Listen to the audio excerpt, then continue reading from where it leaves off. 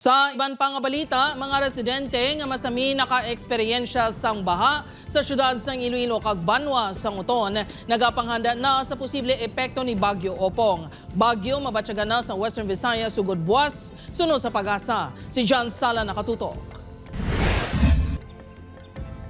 Wala pa gani dalayon nga naghubas ang baha sa pila ka bahin sa barangay San Antonio, Uton, Iloilo. Nagakabalaka na sa karon sa Dimanang Mila sa mahimo epekto naman sang Bagyo Opong. Kahapon tubtob sa tiyan nakatason sang tubig baha sa ilang lugar. No choice gid sir, kung magtaas gid man gulpe, may bakwit gid kami. Kay subong ga panilag lang kami sa tiyempo. Nagaproblema naman si Nanay Evelina bangod sa sitwasyon sang ilabalay sa barangay Suok, Arevalo, Iloilo City. Bangod wala sang alagyan ang tubig. Nagapundoy ni sa ila mismo og sarad. Kaluluoy gid ya. Kaluluoy gid kami diri sa subong nga sitwasyon. Sanday man ang Rhea kag Tatay Rodrigo naman hindi na lang kuno anay pagpapanaugo ng mga gamit nga ilahing pasaka bilang pangama naman sa liwat nga pagbaha. Kabudlay gid kay may mga estudyante kami nga daan.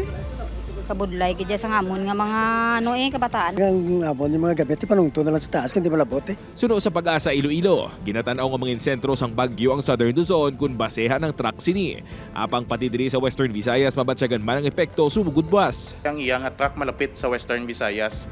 So ginexpecta na siya, may direkta na siya nga epekto sa sa may Western Visayas. So actually ginalantaw naton for the next coming days, particularly in Friday, Thursday, Friday, Saturday, may may epekto ni siya sa aton. Ginalantaw man nga mapaidalom sa tropical wind signal ang rehiyon, kag posible nga magpagwa sang gale warning ang pag-asa. Heavy to intense rains gina siya nga pwede naton ma-experiencean, pwede na siya ganito torrential, kag ang hangin naton makusog na ang aton nga severe winds na ang aton expect. Samtang sa datos sa Office of the Civil Defense 6 naglabot sa 477 ka mga pamilya o kung 1,709 ka mga individual ang naapektuhan sang pagbaha dala sang mas gipabaskog nga habagat sa nagligad nga inadlaw. Naglabot naman sa 27 ka mga balay ang nagkalaguba bangod sa baha kag babaskog nga hangin. John Sala, Buwan, Western Visayas.